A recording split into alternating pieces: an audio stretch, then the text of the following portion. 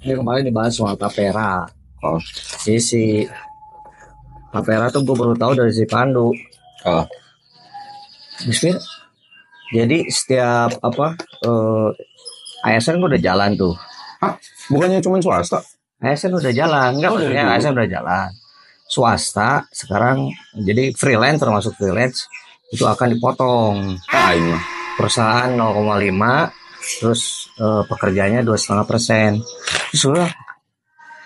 Ya beda sama BPJS kan. BPJS kan semua dapat manfaatnya gitu. Sekarang kita sakit bisa klaim. Sekarang kalau perumahan rakyat, gue udah punya rumah. Itu dia. Sebelah nggak klaim atau gimana? Atau gue bantuin misalkan orang lain yang belum punya rumah, misalkan kayak gitu. Enggak, tapera jatuhnya personal dong harusnya.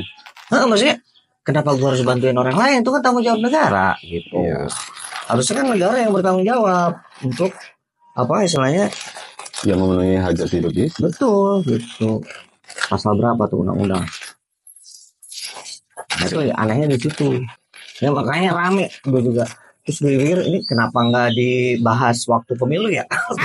Sebelum pemilu. Nggak dikeluarin kayaknya bro. Iya. Kan kelihatan banget gitu. Setelah pemilu beres, baru dia keluar tuh tapera lah. Apa tadi? Yang tol. Yang tol lah. Gitu. Sama apa? KPI digital. Sekarang aja si telur aja udah berapa sekarang? Ya kita aja berat gitu kan. 30 ribuan sekarang telur. Nah di Indo Alfa yang beras 5 kiloan yang biasa gue beli biasanya kan 60. Nah udah 75 nih.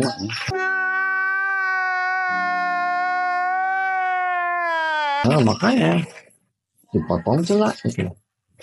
Udah BPJS kok. Kemarin tuh ada yang bikin hitung-hitungan apa namanya total dari 100% gaji yang diterima itu. Pokoknya total semua pemotongan PPH bla bla bla bla itu 21%, men. Gila. Gede banget loh itu. 21, sekian persen. Jadi kita tinggal nerima 80 sekian persen, 70 sekian persen ya. Gitu. Terus ada yang bikin hitung-hitungan, oke deh misalnya kita hitung UMR Jakarta 4 juta berapa, 4 sekian gitu ya. Itu kalau misalnya potong kan 200 sekian ribu, 130 ribu kalau nggak salah, atau 120 sekian ribu. Kali masa kerja gue, let's say 30 tahun gue kerja di perusahaan itu gitu. Masa efektif gue kerja 30 tahun. Itu cuman 40 some atau 30 atau 40 juta atau 50 juta gitu. Rumah mana sekarang di pedalaman yang harga segitu? Jadi shock kemarin tuh di Bandung kalau pas di Bandung emang nggak sempet jadi omongan karena kita kan terus ya pagi malam. Cuman di jalan tuh. Jalan sama siapa? Sendiri. Oh masih? Nggak ngobrol sama siapa? Oh maksudnya di jalan mikir? Di jalan tuh mikir, baca nonton video tentang itu gitu. Nggak ngertinya gini, freelance akan dipotong. Berarti ketika misalkan klien transfer ke kita itu ya, terus dia potong dulu gitu 3% gitu ya. Atau misalkan biasanya kan ada biaya potong pajak.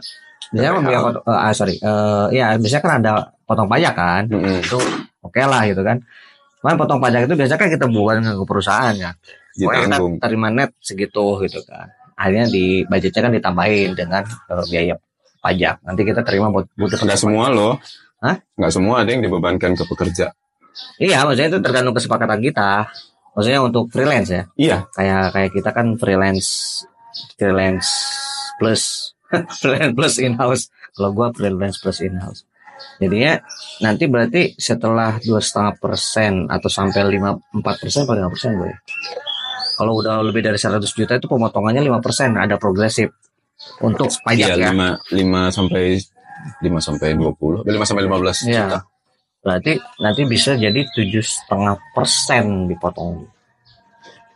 7,5%. Sekarang gaji misalkan 10 juta aja, berarti kan itu berapa? Itu masih kena 2,5. Hah? Masih kena 2,5. Masih kena 2,5. 5 sampai 15 saya ingat tuh. Baru. Nah, di atas itu baru per ini ya. Jadi kalau setahun itu gaji kita 5 sampai 60 juta, sorry. Kalau 5 sampai 60 juta itu masih kena potong 5%. 5% kalau nggak salah. Nah, di atas itu baru 15-20 dan seterusnya. Oh gitu. Beberapa klien juga kayak misalnya, oh ke gua nih, kita tidak ada pembahasan itu, tapi beberapa klien kayak misalnya, yaudah aku terima sesuai deal gitu kan. Net. Ada klien yang, Mas ini ntar aku potong ya. Oke, berarti emang dia yang bayar pajak kan. Lumayan 2,5%. Ada terakhir kemarin tuh klien tuh, ini aku masih nunggu nih. Apakah, kan dia double payment nih, down payment sama pelunasan. Down payment kan sudah dipotong nih. Apakah nanti pelunasan akan dipotong lagi? Gua ngerti. Iya. Ya, potong aja lah. Iya. Kan down payment berapa persen? 50% misalkan. Pelunasan 50% toh? Ya, potong lagi. Jadi misalnya 2 juta, DP 1 juta, aku terima 975. Pelunasan 1 juta lagi, terima 975. Tapi ada yang net sih. Cuman, ya heran aja gitu. Teman-teman semalam ngobrol sama bapak-bapak di pos itu, ya udahlah mas, mau pasrah mau ngapain lagi. Kalaupun di korupsi atau di apa, dipakai nggak semestinya juga urusan dia sama Allah aja, selesai gitu.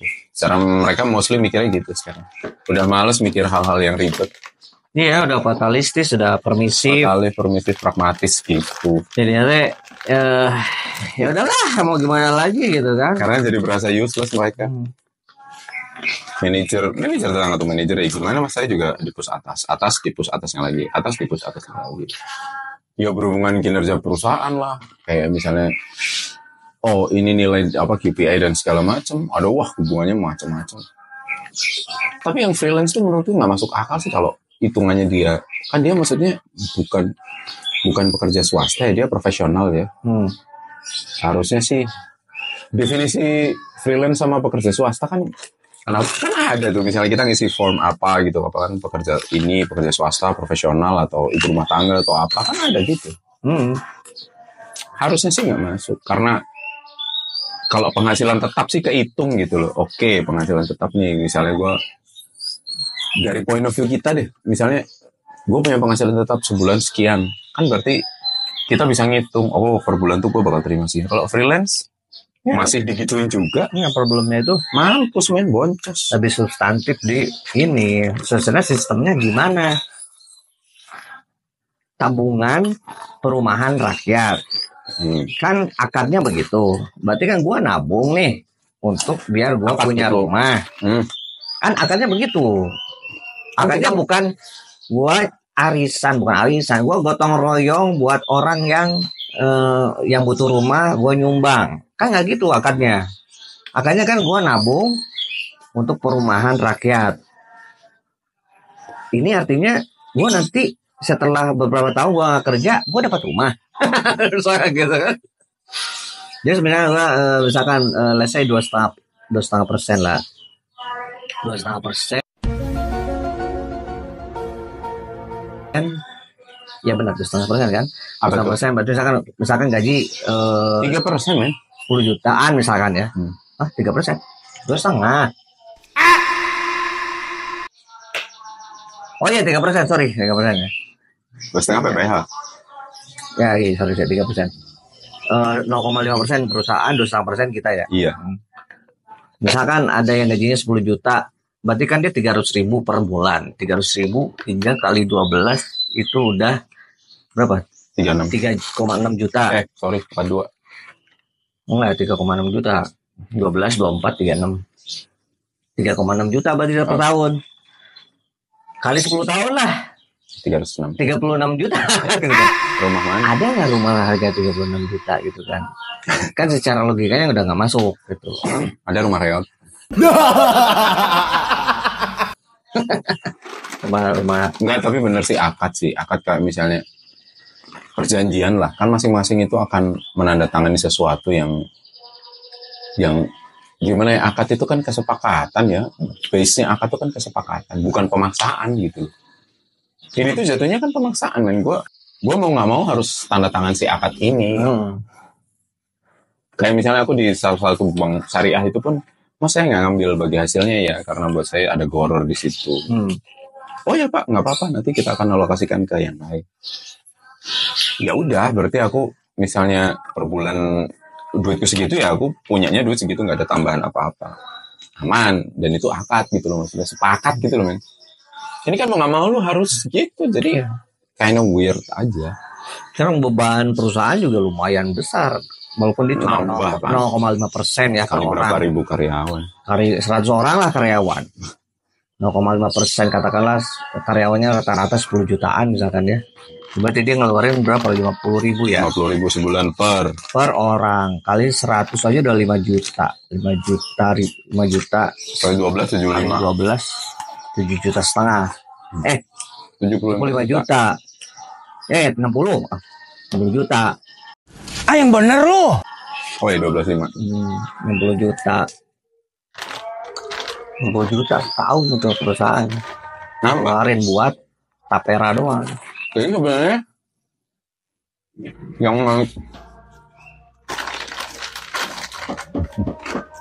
oh iya. Tadi kan kita compare sama BPJS ya. BPJS sekarang juga mau switch loh katanya. Nggak ada lagi kelas-kelasan. Oh iya, satu kelas aja. I don't know ya. Itu kalau pemerintah aja udah utang banyak ke rumah sakit. Fasilitas kesehatan. Bayarin itu. Sebenarnya BPJS itu nggak sukses-sukses amat sebenarnya. Karena utang pemerintah masih besar ke tiap rumah sakit. Rumah sakit pun banyak yang komplain. Ketika rumah sakit komplain ke pemerintah, ya gimana pemerintah kan mau bayar atau enggak? Kalau ada duitnya bayar gitu kan. Ketika seperti itu, jadinya layanan BPJS di rumah sakit jadi nggak enak gitu. Itu masalahnya. Ya mungkin nggak setiap rumah sakit ya, cuman yang gua alamin tuh ya kasihan gitu yang BPJS tuh. Enggak bener kok, aku pernah satu ketika pas istri sakit tuh mau jalur BPJS atau pribadi Pak? Oh pribadi. Itu yang ngantri BPJS main gila, ada kali 100 orang di rumah sakit itu. Dan even ada yang lebih parah gitu. Kita langsung masuk dong. Secara hitungan bisnis ya dia pasti milik kita lah. Kita jalur personal karena ya uangnya cash lah gitu. Dia bisa langsung terima jadi pemasukan. Beda banget. Waktu itu fisioterapi. Ini kan telinga agak ini kurang dengar. Ada problem waktu pilek naik pesawat ngambil pilek gitu kan. Ada pembengkakan atau apalah. Terus pakai fisioterapi dipanasin. Jalur pribadi kan diduluin padahal yang BPJS ngantri tuh. Iya. Oh bapak pribadi ya aja tuh. Gue pikir gue ngantri gitu. Halo, kasihan banget yang BPJS. Operasi pun bisa ngantri kan BPJS. Orang udah sakit. Oh ya. Operasi itu ngantri. Tuh antriannya misalkan 2 bulan ke depan bisa begitu. Wah. Kalau nggak pribadi, kecuali yang ini ya, yang bukan terdesak apa istilahnya, yang darurat lah. Ya. Yang emergency bisa mungkin langsung. Nah, gitu. Masalah ini aja, masalah apa tuh? Ya sistemnya gimana sih itu? Jadi intinya, gue udah punya rumah, gue bayarin rumah orang, misalkan kayak gitu. Yang gue nggak kenal siapa itu ya, dengan gue bayarin siapa kayak gitu. Iya, yang lu saudara kayak.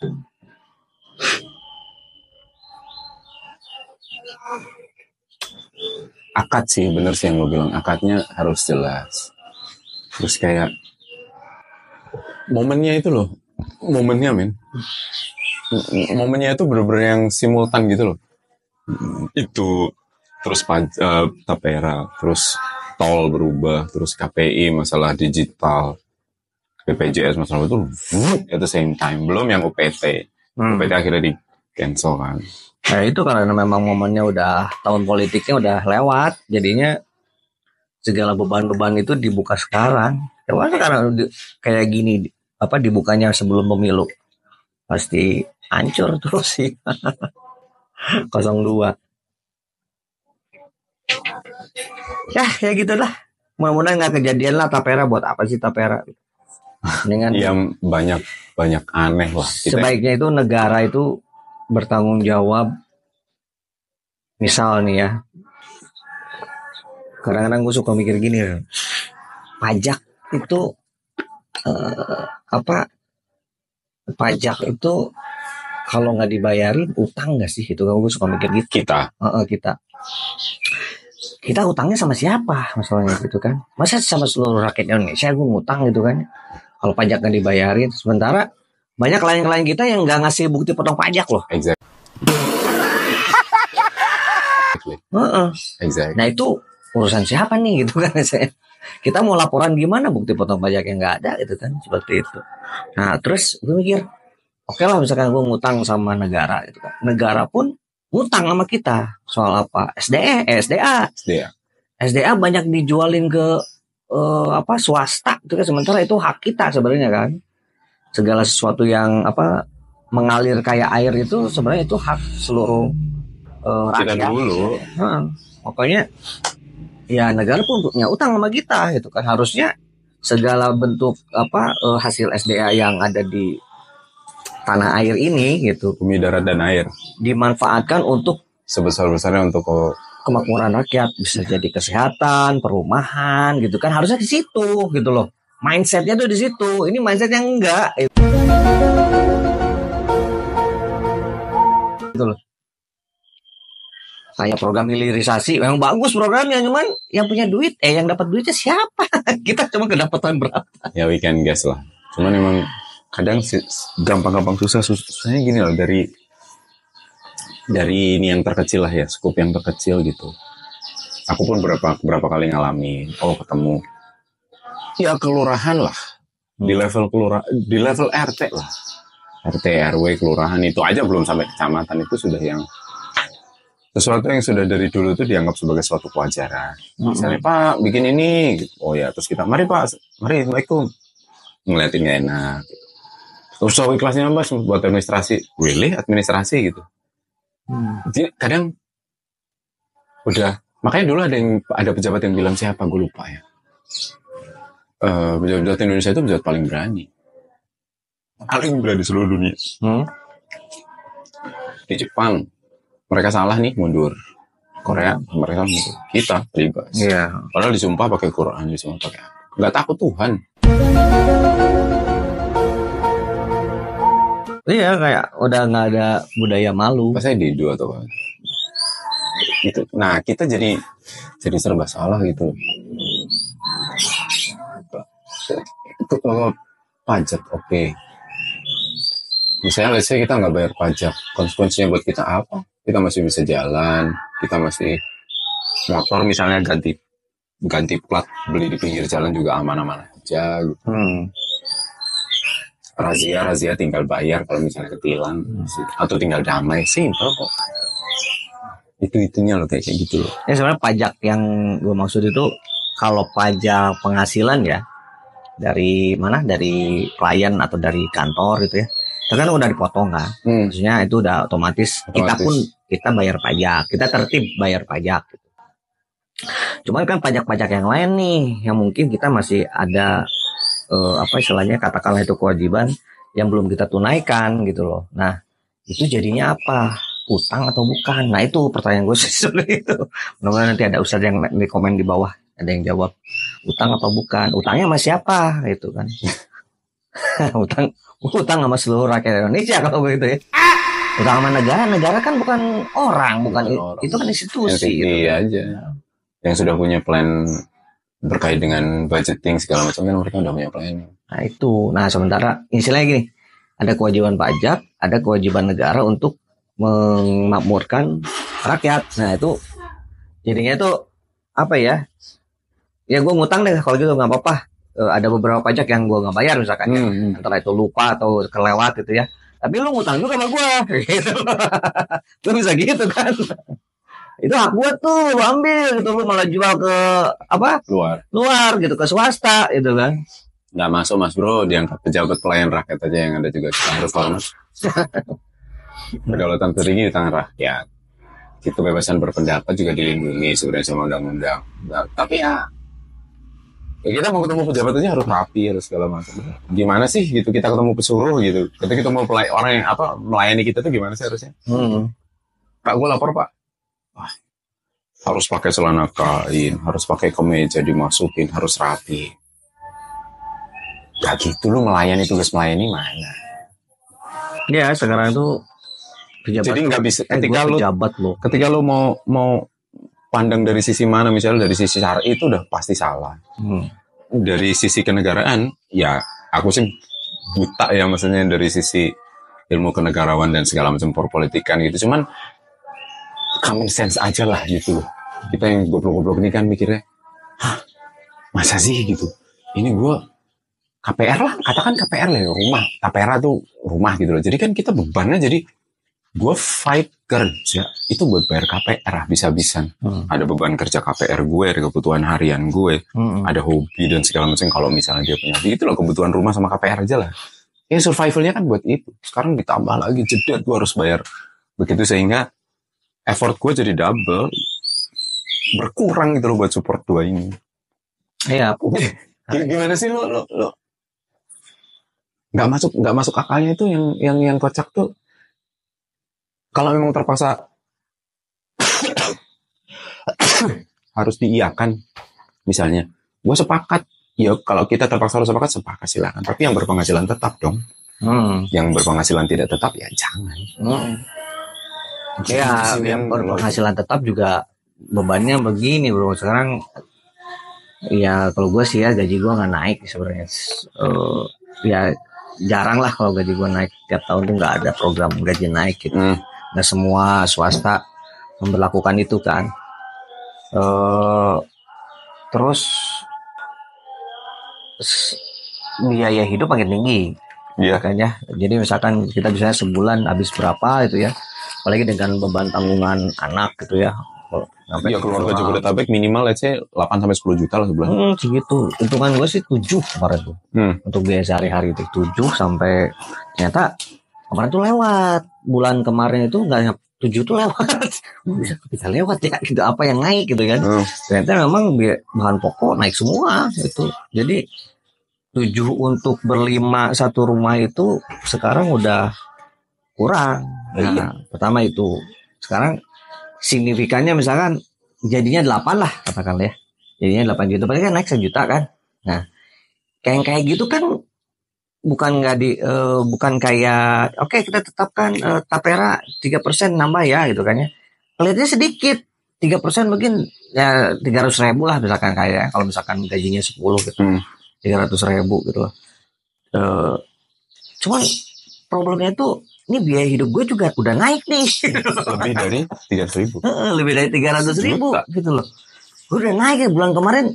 Misalkan bulan Januari Februari masih 7 lah gitu. Maret April ini udah jadi 8 nih gitu loh. Nah, terus gue harus naikin lagi untuk rumah orang misalnya kayak gitu. Di sini kan kayak gitu kan. Logik lah, logika. Tetap. Dan sistemnya kayak gimana sih? Maksudnya itu gotong royong. Akarnya apa ya? Gotong royong.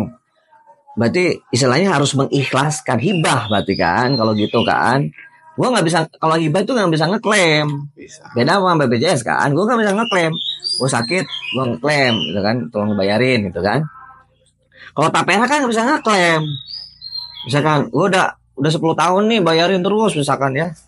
Terus abis gue ini memang gue bisa ngeklaim gitu kan. Gue udah ini 36 juta nih gue udah bayar loh saya ya. dari 10 tahun yang lalu misalkan gitu. Memang bisa ngeklaim gue semudah itu. Waiting list pak, waiting list berapa tahun? Kayak haji lagi waiting list 25 tahun.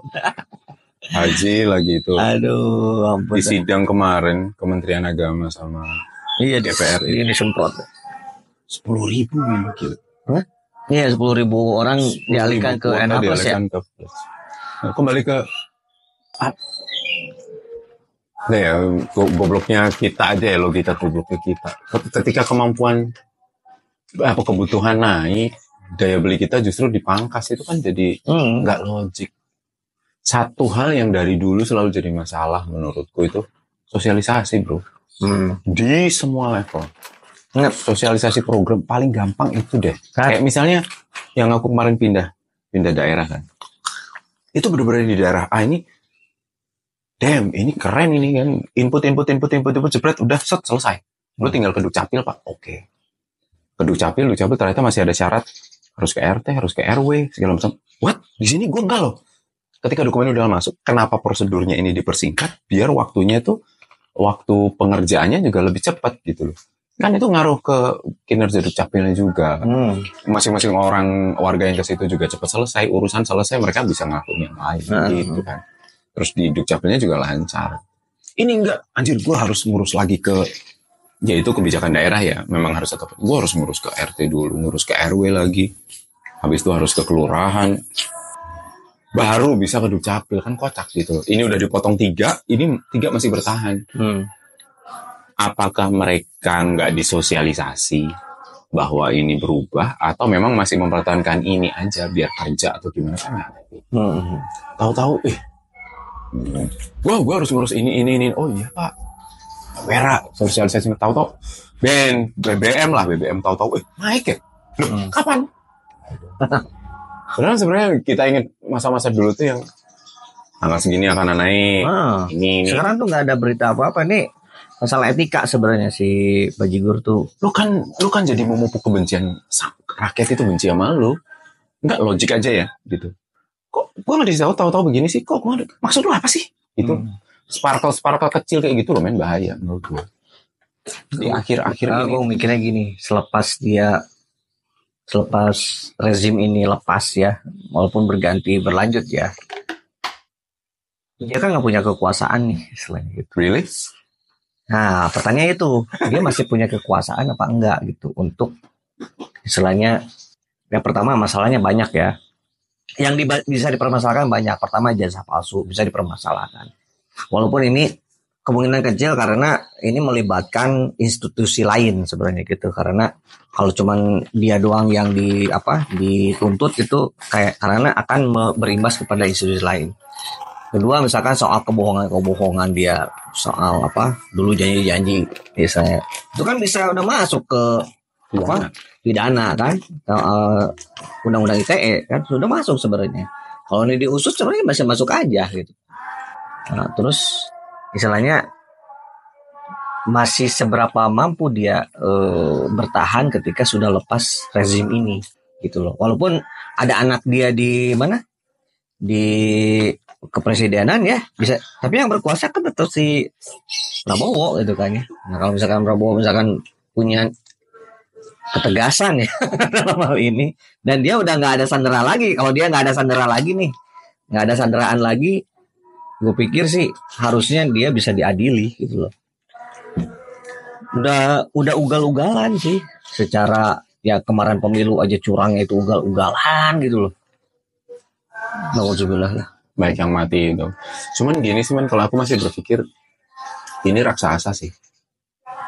Iya, Indonesia. Emang jadi, di belakangnya itu.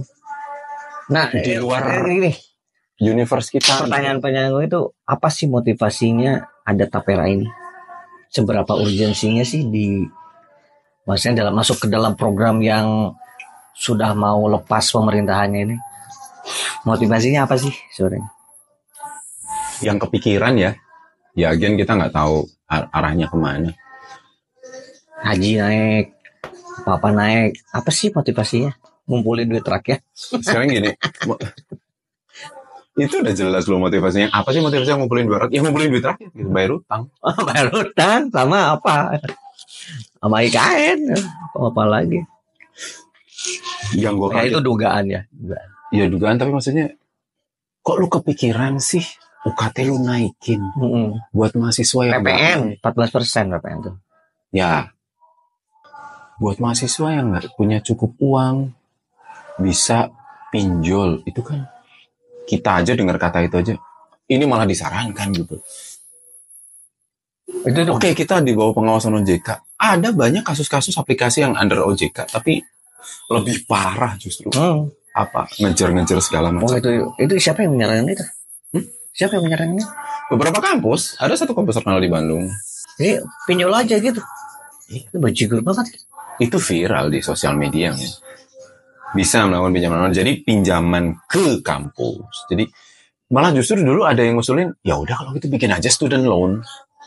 Maksudnya student loan itu kan jelas judulnya student loan. Nah ini yang ngelola ya si kampus lah sih begitu. Kalau gue pikirnya, oh iya bener ya ada yang ngusulin student loan. Oh ya udah kalau gitu kampus punya program student loan.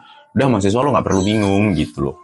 Nggak perlu bingung, kita kampus yang akan bikin. Tapi yang jelas hitung-hitungan lo jelas nih semester ini loan lo segini, jatah Misalnya jatah mahasiswa per semester segini. Di Amerika Eropa kan sering itu kan. Memang ada kan student loan kan. Jatahnya satu siswa segini. Jadi wajib bayaran nanti utangnya adalah segini yang harus dibayar kayak gitu. Cuman pernah ngobrol sama salah satu teman, kenapa sih sekarang kampus itu naikin biaya? Karena kampus itu ini dia orang kampus ya. Karena kampus itu semi otonom, men. Dia swasta, walaupun kampus negeri ya. Swasta negeri bukan, tapi swasta juga bukan. Kayak dia harus menghidupi dirinya sendiri dari mana buat ngejar let's say standarisasi dan segala macam gitu, infrastruktur dan segala macam. Sekarang tuntutannya kan harus begini untuk ngejar level begini. Harus mengurus itu. Yang paling gampang ya student yang ditarik gitu.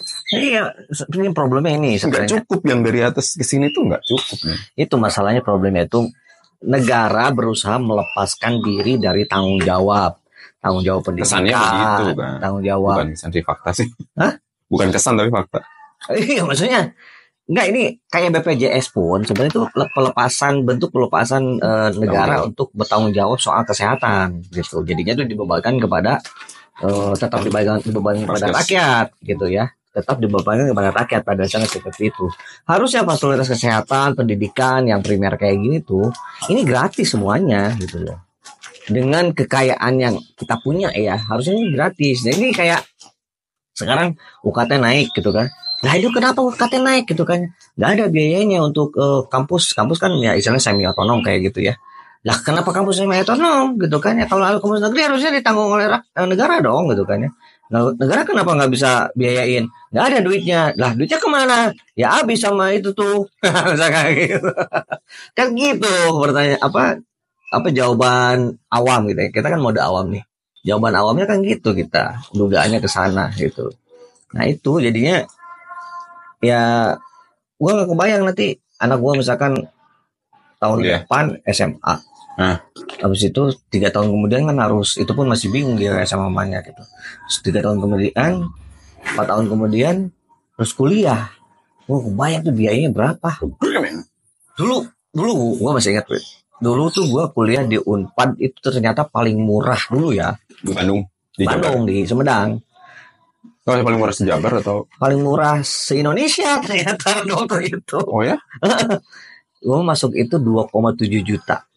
Terus biaya SPP itu 225.000 sama praktikum 300, jadi sekitar 500 ribuan lah. SPP itu sama SKS itu cuma 225.000 satu semester. SKS sarua jeung urang. Sama.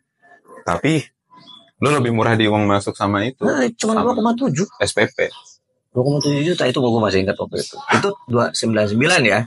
Berarti berapa tahun tuh itu? 15 tahun yang lalu. Enggak dong. 25 tahun yang lalu ya? 25 tahun yang lalu. Majiko. Udah lama ya? Kalau lu bilang 25 tahun yang lalu, enggak terlalu lama sih. Kalau lu bilang seperempat abad yang lalu, baru lama. Ya itu, enggak maksudnya, tapi sekarang Unpad mahal sekarang. Katanya sih, maksudnya. Ya itu kan jadi nggak paling murah lagi. Jadi logiknya tuh lu kok bisa berubah ini itu ya? Ya tuntutan sih, men. Maksudnya beban kampus juga. Nggak usah jauh-jauh lah. Nyokap kan guru SD ya. Dari kurikulum lama berubah jadi kurikulum 13. Itu pun banyak sekolah yang akhirnya ngutang gaji ke guru honorer. Itu tuh mengalami tuh. Bener-bener yang di sekolah nyokap itu ada 8 guru. Lu tau gak PNS-nya berapa dari 8? 3, men. Kacau kan? 5 ini tuh honorer. Honorer semua. Berapa sih ini? Honor? 300. Tebak. Berapa? 2,5 sebulan. Mulai dari 150.000, men, sebulan. Di daerah. Itu tahun berapa itu? Nyokap itu 2018 pensiun, 2015-an lah. Sekarang nggak tahu, mungkin sudah naik. Dan itu dirapel per 3 bulan dia nerima. Nggak bulanan. Ya, maksudnya habis sama ongkos juga habis ya kita kalau mikir. Habis, makanya guru honorer itu orang-orang sekitar situ diberdayakan dari dia bisa in charge di ini nih, dia bisa in charge di ini ya. Mau nggak mau, sekolah juga butuh, men. Kebayang nggak? Desaku tuh ibu kota kecamatan loh. Guru kurang. Sehingga harus pemuda-pemuda situ yang ngajar. buat mereka sih dalam tanda kutip pride lah ya. Kalau di kampung enaknya ya makan nggak perlu beli, di kebun ada, beras juga mereka tani. Cuman kan kalau dibikin rantai kan bingung nih tani, oke tani pupuk mahal, gagal panen kecil, jadi ngaruh ke sini psikologinya, di ke sekolah ngamuk, siswa berantakan jadi preman, jadi rusak. Gitu ya. Ya itu kan sesuatu yang urgent ya, maksudnya dengan apa banyaknya pekerja honorer yang sebenarnya nggak layak gitu loh untuk dari pekerjaan yang saudaraannya aja puluhan tahun bro di dinas pertanian tuh. Dia sama teman-temannya tuh ketika ada ujian PNS tetap yang diutamakan itu adalah orang dalam, maksudnya yang dekat dengan orang dalam gitu. Dia yang udah puluhan tahun udah istilahnya berbakti lah ya, nggak diangkat-angkat gitu. Tetap aja sampai sekarang honorer, masya Allah. Ya kalau gue sih mikirnya, kalau gue jadi dia ya gue tinggal cari kerjaan lain ya. Cuman kan nggak setiap orang bisa mudah beradaptasi gitu kan, kayak gitu. Skillnya banyak gitu kan, dia skillnya ya udah di pertanian aja gitu kan, bisa begitu. Jadinya dia ya. mau pindah pun ya mikir gitu loh, ada beban kehidupan yang harus dibiayai lah apalah. Beberapa teman kemarin happy akhirnya mas gue lolos P3K, dalam tanda kutip dia anak-anak yang di bawah masa pengabdian 5 tahun. Masa pengabdian di bawah 5 tahun. Yang udah belasan puluhan tahun ini masih. Ya maksudnya bingung loh men ketika lo, oh guru nih. Ini guru yang apa istilahnya honorer. Terus ketika zaman berubah, requirement untuk mengikuti level edukasi ini tuh pasti berubah. Nah requirement SDM-nya juga pasti naik kan. Ini udah stuck di sini men. Mau ngangkat ini, kalau misalnya nanti dia jadi PNS segala macam dengan requirement yang kurang, effortnya satu. Ini yang aku lihat ya dari cerita nyokap gitu ya. Misalnya ngangkat orang-orang lama nih, mereka harus ada standarisasi lagi. Kayak nyokap kan dia akhirnya ngambil S1 kan. Ada sebelumnya D3, SPG sekolah pendidikan guru kan. Mereka harus ngambil S1, mereka harus ngeluarin biaya lagi buat kuliah. Terus belum mereka harus adaptasi sama sistem baru. Nyokap aja udah sarjana gitu ya. Akhirnya dia kuliah lagi di umur 50 tahun gitu harus kuliah lagi. Effort man, komputer. Gak tau, aku mikirnya itu banyak pertimbangan sih. Maksudnya ada masuk akalnya orang-orang lama ini gak diangkat gitu. Lebih ke misalnya kayak tadi standarisasi dengan kebutuhan sekarang. Apa istilahnya itu kompetensinya. Kalau sekarang ada sertifikasi dan segala macam kan. Bisa gak mereka ngajar itu? Terus yang kedua, kalau misalnya status mereka ini naik jadi PNS misalnya, dalam tanda kutip kan jadi beban negara juga bertambah. Sedangkan input yang dia kasih, ya mungkin kurang dari target yang dikasih. Nah masalahnya, jadi serba pragmatis gitu loh men. Kita tuh dikondisikan di posisi yang sebenarnya serba pragmatis. Iya sebenarnya soal gitu tuh loh. Soal skill ya. Jadi yang bikin desain ini anjing. Dan soal skill kan sebenarnya bisa dengan pelatihan. Terus soal standarisasi itu dibikin justru untuk biar yang lama itu nggak bisa diangkat, justru gitu kan. Justru kalau mau misalkan soal skill, lu bikin aja pelatihan yang banyak gitu kan ya, kayak gitu. Nggak perlu ada standarisasi ini harus sarjana S1 awal, nggak perlu gitu. Standarisasi pelatihan aja. Yang penting kan sebenarnya ijazah itu ya, kalau misalkan standarisasinya ijazah ya. Ijazah itu sekarang tuh nggak penting gitu loh. Maksudnya bisa dibeli lah ijazah, yang penting itu pengalaman. Iya. Istilahnya pengalaman dia selama bekerja di lingkungan itu kan itu sangat penting gitu loh. Bisa ketika dia bisa mengelola sebuah event di kantornya lah apalah gitu kan, mengelola project apa segala kan, dia punya pengalaman tuh. Sebenarnya itu harusnya dijadikan standarisasi sebenarnya. Jadi dia tinggal bikin pelatihan segala macam. Pertanyaannya dari point of view sini, budget 20% dana APBN buat pendidikannya belum terlaksana. Udah gitu, belum men. Baru sekitar 5 atau 10% gitu. Terus lu harus bikin ide kreatif untuk bikin pelatihan ini, buat naikin leveling ini, buat level up ini. Budgeting lagi men. Itu loh yang menurut gue ini, kenapa gue bilang makanya ini kondisi sekarang ini benar-benar diciptakan ya. Kita tuh selalu benar-benar yang anjir tuh tiap sekali sih ya. Gitu loh. Jadi mau dipush kayak gimana, Pak Nadiem disikat kayak gimana juga opsi dia nggak banyak. Menurutku sih. Karena memang Pasti budget dituntut masyarakatnya tetap bodoh agar istilahnya bisa dikendalikan gitu. Kayak kemarin aja pemilu kan bisa dikendalikan tuh. Gila itu shocking sih. Dengan bansos saja kan, bansos gitu kan, udah pengendalian tinggal dipakai itu aja gitu. Tadi ada Kalau video. beda kalau misalkan masyarakatnya pada pinter coba lah. Anjir bansos cuma berapa gitu, gue harus milih pemimpin yang kayak gini gitu kan, karena pasti mikir kan dia. Orang kalau masyarakat yang pinter kan pasti dia searching dong. Iya. Gue milih siapa nih? Ini si ini begini, si ini begini. Harusnya kan begitu. Nggak mungkin kayak gini. Ya udah yang menang siapa sih gitu kan? Oh ya udah ini dapat apa? Oh ini. Ya udah gue pilih itu. Ya nggak akan begitu. Ada. Enggak, maksudnya kalau masyarakat yang cerdas tuh nggak begitu gitu loh. Tetangga gue sendiri lah. Ini level usia mah sama kayak kita ya. Udah ini ntar yang si ini segini, si ini segini. Udah jadi ntar masing-masing orang kita bisa dapat segini lah.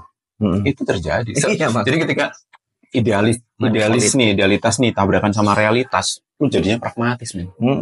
Iya boleh. Aduh gimana ya? Ya kita paling nggak kan kayak ya paling nggak ntar di hadapan Allah di akhirat kalau kita mikirnya ke sana ya. Gua ada di poin ini di mana gua kan pasti kita ditanya gitu. Paling nggak saya berada di garis ini Allah, saya berada di titik ini. Itu aja kalau misalnya udah bingung sih menurut gua sih gitu. Iya. Apakah sekarang apa akar masalahnya? Apakah di soal political will doang atau masalah yang lebih sistematis atau masalah yang lebih ideologis? Nah, itu nanti kita bahas berikutnya. Bye guys.